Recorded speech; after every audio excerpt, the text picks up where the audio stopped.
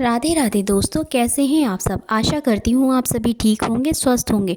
आप सभी को उत्पन्ना एकादशी की हार्दिक शुभकामनाएं। हरिहर और माधव की कृपा आप पर सदैव बरसती रहे। राधे राधे। उत्पन्ना एकादशी व्रत कथा। उत्पन्ना एकादशी का महत्व। धर्मराज युधिष्ठिर कहने लगे कि हे भगवान, मैंने कार्तिक शुक्ल एकादशी अर्थात प्रबोधिनी एकादशी का सविस्तार वर्णन सुना। अब आप कृपा करके मुझे मार्गशीर्ष माह की कृष्ण पक्ष की एकादशी के विषय में भी बतलाइए। इस एकादशी का क्या नाम है तथा इसके व्रत का क्या विधान है, इसकी विधि क्या है, इसका व्रत करने से किस फल की प्राप्ति होती है, कृपया यह सब विधान पूर्वक कहिए। भगवान श्री कृष्ण बोले, मार्गशीर्ष माह के कृष्ण पक्ष में आने वाली इस एकादशी को उत्पन्ना एकादशी कहा जाता है।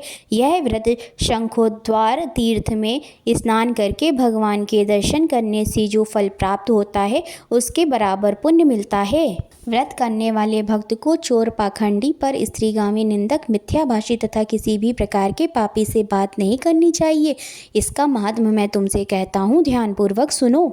उत्पन्ना एकादशी व्रत कथा। युधिष्ठिर कहने लगे कि हे भगवान, आपने हजारों यज्ञ और लाख गौदान को भी एकादशी व्रत के बराबर नहीं बताया, सो यह तिथि सब तिथियों से उत्तम कैसे हुई, बताइए। भगवान कहने लगे, हे युधिष्ठिर, सतयुग में मुर नाम का दैत्य उत्पन्न हुआ। वह बड़ा बलवान और भयानक था।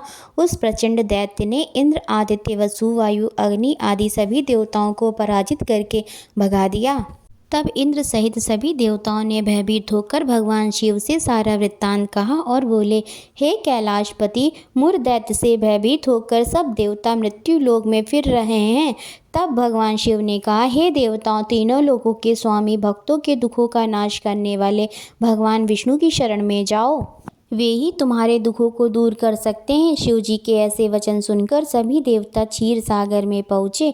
वहाँ भगवान विष्णु को शयन करते देख हाथ जोड़कर उनकी स्तुति करने लगे कि हे देवताओं द्वारा स्तुति करने योग्य प्रभु, आपको बारंबार नमस्कार है।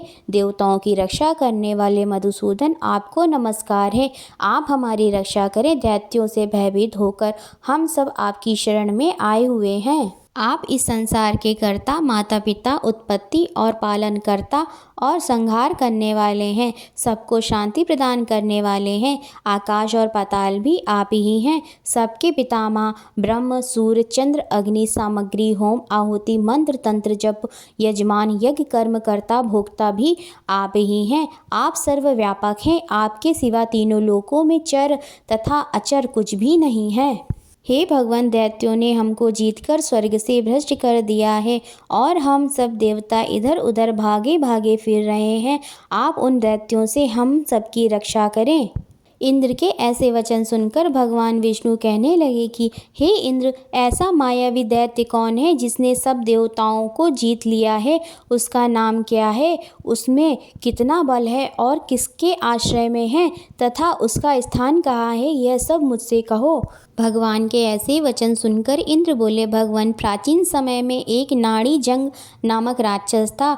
उसके महापराक्रमी और लोक विख्यात मुर नाम का एक पुत्र हुआ। उसकी चंद्रावती नाम की नगरी है। उसी ने सब देवताओं को स्वर्ग से निकालकर वहां अपना अधिकार जमा लिया है। उसने इंद्र, अग्नि, वरुण, यम, वायु, ईश, चंद्रमा, नैऋत्य आदि सबके स्थान पर अधिकार कर लिया है। सूर्य बनकर स्वयं ही प्रकाश करता है, स्वयं ही मेघ बन बैठा है और सबसे अजेय है। हे असुर निकंदन, उस दुष्ट को मारकर देवताओं को अजय बनाइए। यह वचन सुनकर भगवान ने कहा, हे देवताओं, मैं शीघ्र ही उसका संहार करूंगा। तुम चंद्रावती नगरी जाओ। इस प्रकार कहकर भगवान सहित सभी देवताओं ने चंद्रावती नगरी की ओर प्रस्थान किया। उस समय जब देवता मुर सेना सहित युद्ध भूमि में गरज रहा था, उसकी भयानक गर्जना सुनकर सभी देवता भय के मारे चारों दिशाओं में भागने लगे। जब स्वयं भगवान रणभूमि में आए तो दैत्य उन पर भी अस्त्र शस्त्र आयुध लेकर दौड़े। भगवान ने उन्हें सर्प के समान अपने बाणों से भीट डाला। बहुत से दैत्य मारे गए, केवल मुर बचा रहा। वह अविचल भाव से भगवान के साथ युद्ध करता रहा। भगवान जो भी तीक्ष्ण बाण चलाते वह उसके लिए पुष्प सिद्ध होता। उसका शरीर छिन्न भिन्न हो गया, किंतु वह लगातार युद्ध करता रहा। दोनों के बीच मल्ल युद्ध भी हुआ। 10,000 वर्ष तक उनका युद्ध चलता रहा, किंतु मूर नहीं हारा। थककर भगवान बद्रिका आश्रम चले गए। वहाँ हेमवती नामक सुंदर गुफा थी।